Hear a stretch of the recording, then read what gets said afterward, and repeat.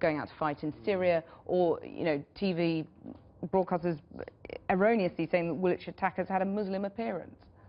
Well, sure, but I mean, issues within the Muslim community on a number of fronts, but there are issues in many communities, and what we must do is not caricature and blame everybody in the name of the Jewish or Hindu people behaving badly. I couldn't agree more. I couldn't agree more. The point is, and this can't be emphasized enough, if two Jewish... I've watched this 2011 Channel 4 clip more times than I care to admit, and every single time it hits harder. Douglas Murray sits there with Labour MP Rushanara Ali, calmly dropping 2011 census data showing the Muslim population in England and Wales had doubled.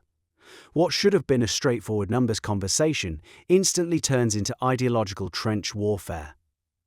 That's the moment I realised how deep the discomfort runs in Britain right now. Rushanara Ali, the Labour MP for Bethnal Green and Bow, and the author Douglas Murray, Associate Director of the think tank, the Henry Jackson Society. Douglas Murray, what's the problem? Well, I mean, the Times story, as your report mentioned, is not actually terribly new. The figures are from the 2011 census.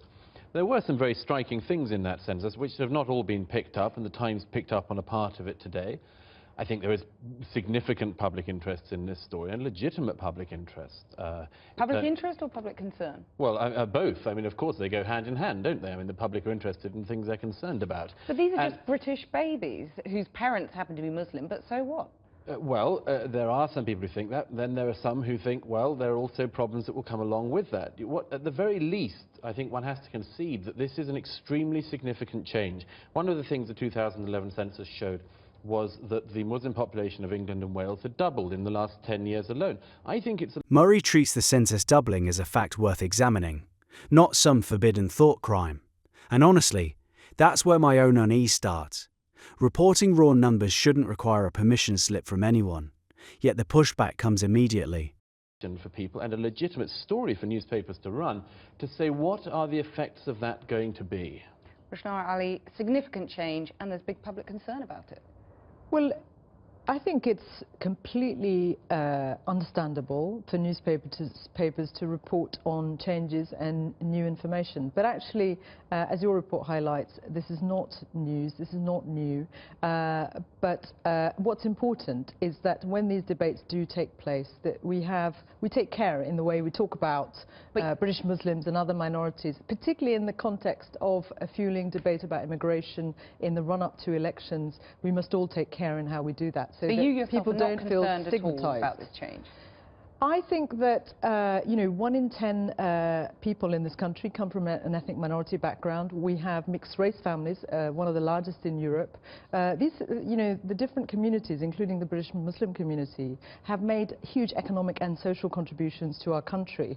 And we do need to highlight the positives rather than focusing on the negative. Well, then why? It's very important not to stigmatize children, under 5 or over that age. And one of the dangers would be if alarmism leads to young people feeling alienated because of their religion. Okay, but if diversity is so good, why is your Labour colleague Chuka Ramuna saying that EU immigrants should be barred unless they've got a job offer?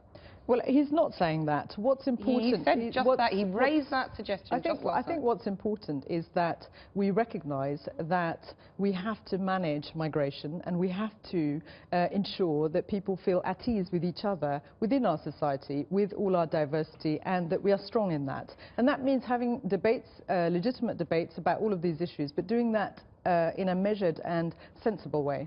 Why is it that a lot of people don't seem to feel at ease about Islam? As the chap... Ali argues that simply highlighting the growth risks painting an entire community as a threat.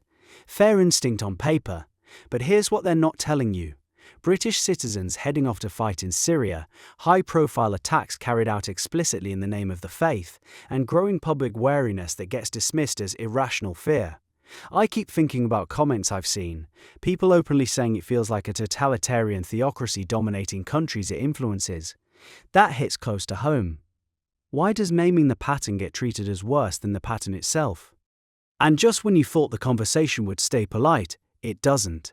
Razzle interviewed said there's always a negative. There's a kind of code in various newspapers, TV, that it's something to be feared, whether it's British Muslims going out to fight in Syria, or, you know, TV broadcasters erroneously saying that Woolwich attackers had a Muslim appearance.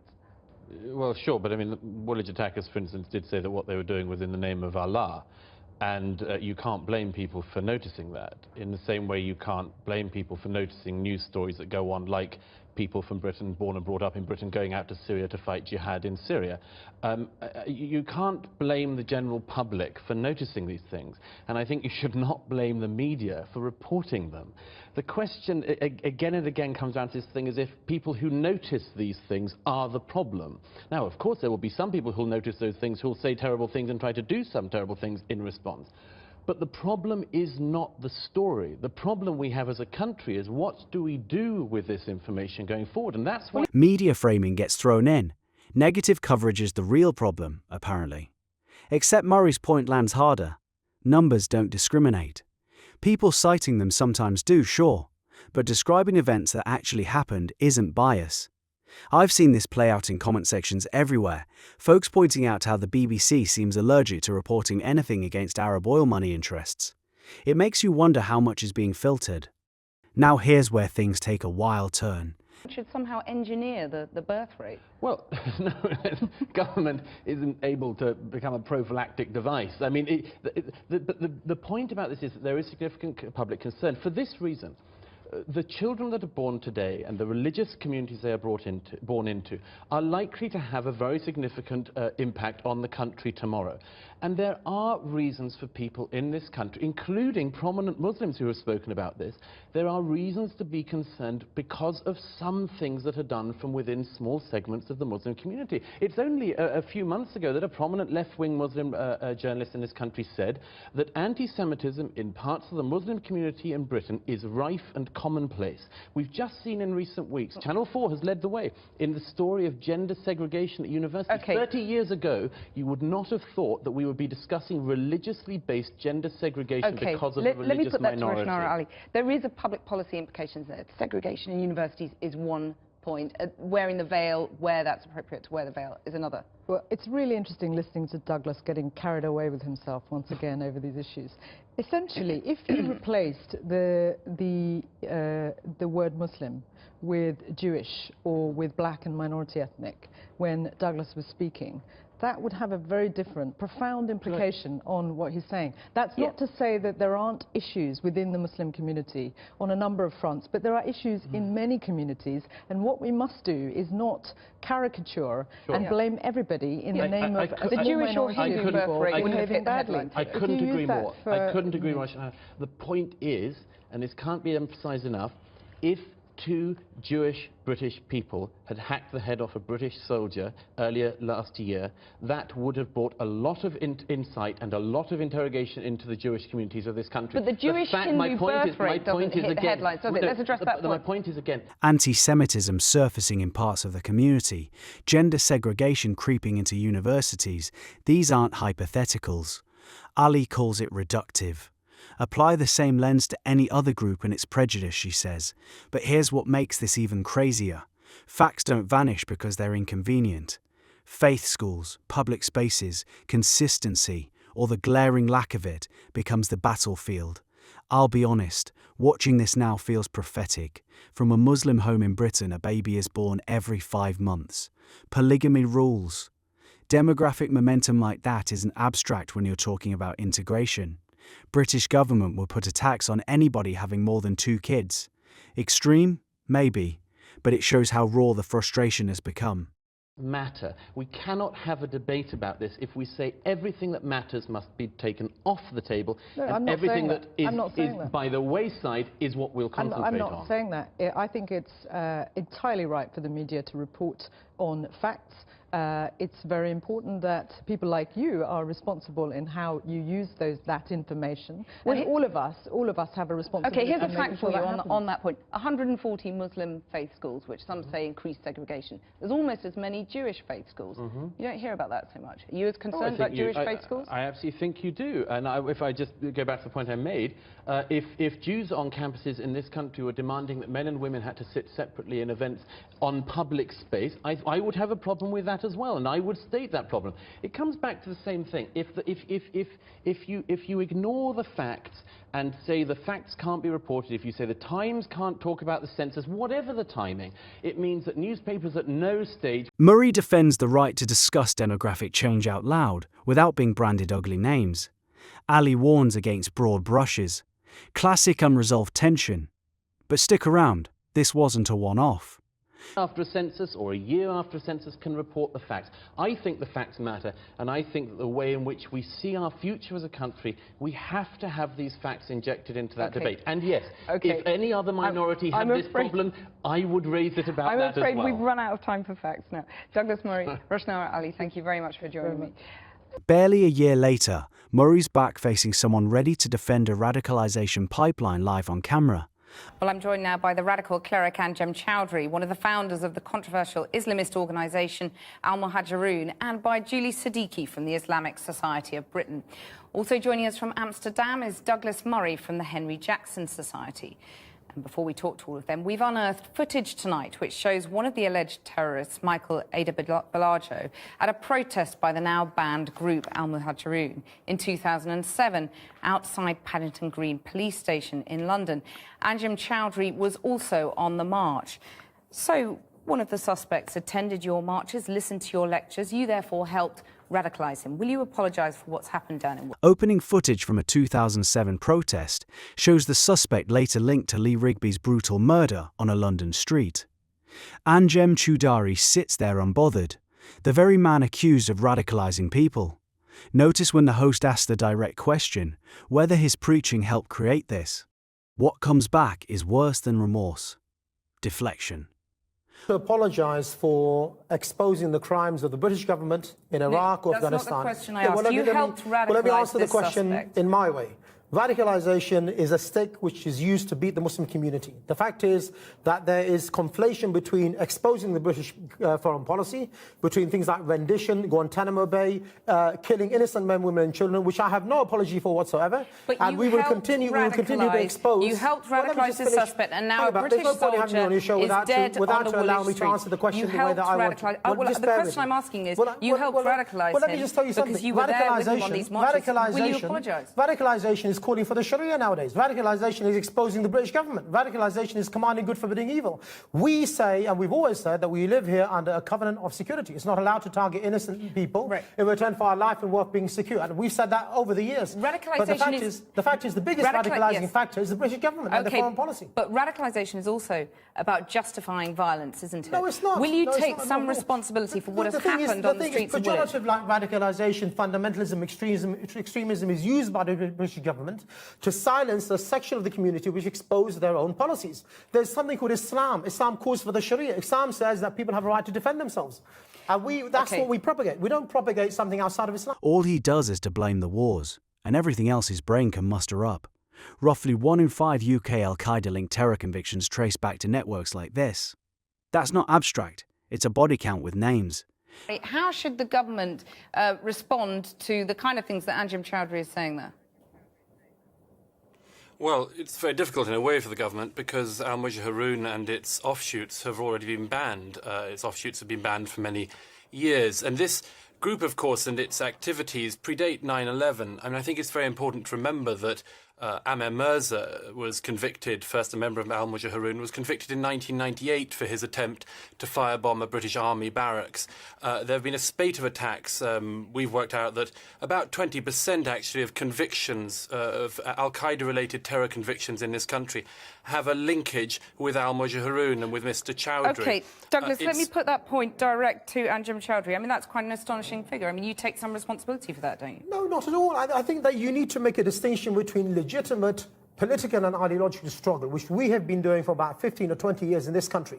You know, I've never been arrested. I've never been arrested for organising any terrorist activities, any kind of military bases or anything like that. And the reality is that people we come across, we have a huge number of demonstrations and processions and activities. And of course, we come across many people. People may leave our own activities and do things outside of that, and we're not going to be accountable for it. Notice how Choudhury dismisses everything as state propaganda against a misunderstood movement.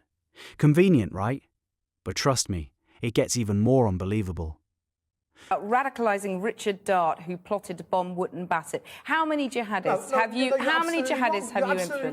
How many people have they Richard Dart killed? was in prison for 9 or 10 months. He faced a choice between having about 20 years in prison or taking a plea bargain. He made a couple of phone calls. He typed a few things on a computer. Wait. The fact that he was forced to plead guilty doesn't mean that he was planning anything at all. In court, you radicalised him. It was said in court that you radicalised Richard Dart. Please. How many jihadists would you say you radicalised? For the British government and their own media wing, radicalisation is calling for the Sharia. Radicalisation is exposing their murderers in Muslim countries. Radicalisation is saying that we want the Sharia. The fact is that, these kind of terms are used to demonise the Muslims and to justify your foreign policy. OK, Julie Siddiqui, let me bring you in. What's your response to what you've heard there? Well, I just want to, first of all, give my condolences and thoughts to the family, friends and the people of Woolwich, really, the family and friends of Lee Rigby. Of course, today we're seeing the, face to a name, really, and it makes it even more horrific and very, very sad what we saw in our streets unfolding yesterday.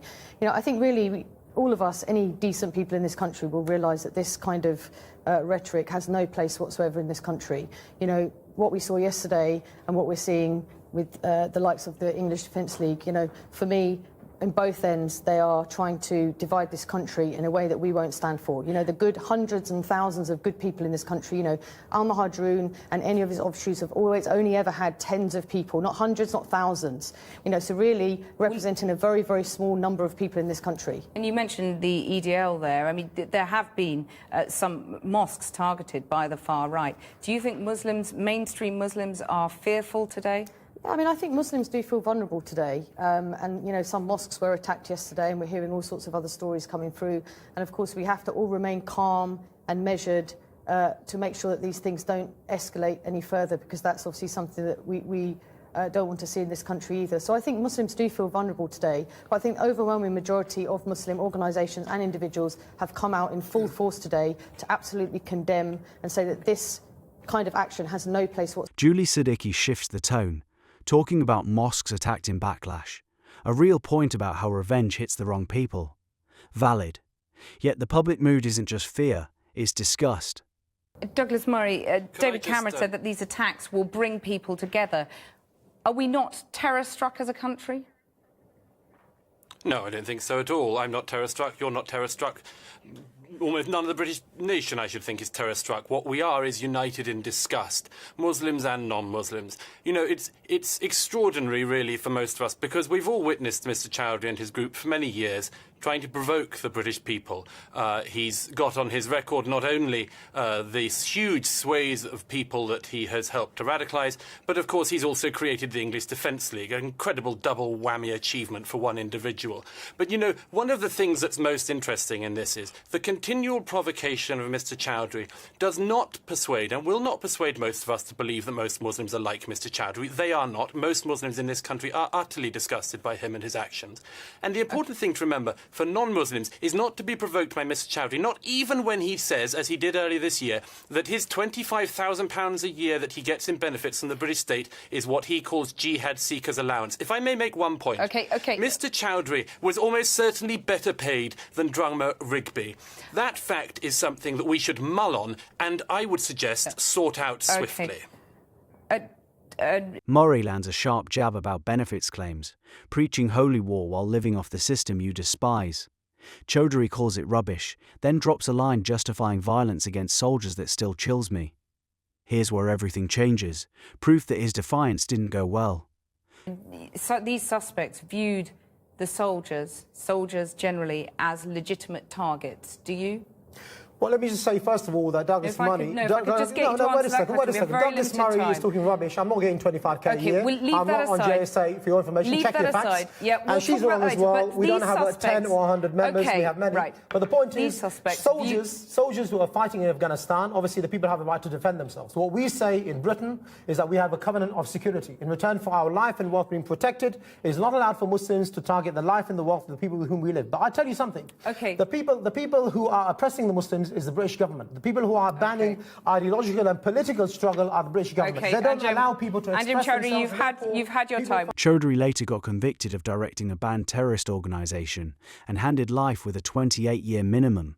The smirk meets reality. The through line that keeps me coming back. Naming problems gets treated as ruder than the problems themselves, until evidence piles up and convictions follow. Here's what makes this matter to you. Demographic shifts, integration failures, welfare tensions, parallel societies, these aren't going away. One person asked for figures on benefits taken versus contributions. Another noted no political party ran on mass migration, yet did it anyway, with media complicity. What do you think? Is open discussion still possible, or have we already crossed the point of no return? Please share your opinions below.